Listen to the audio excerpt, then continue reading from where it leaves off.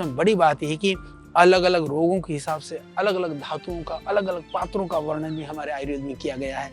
यदि उन पात्रों के हिसाब से यदि हम खाना खाते हैं तो बहुत तरह के रोगों से भी बचते हैं। इसलिए कहा कि जो पात्र है वो सुंदर भी होना चाहिए, आकर्षक भी होना चाहिए, और रोगी, जैसे कोई रोगी है तो उसके लिए ध्यान रख लेना चाहिए कि एक ही तरह की जो भोजन करता है तो उससे अरुचि उत्पन्न हो सकती है।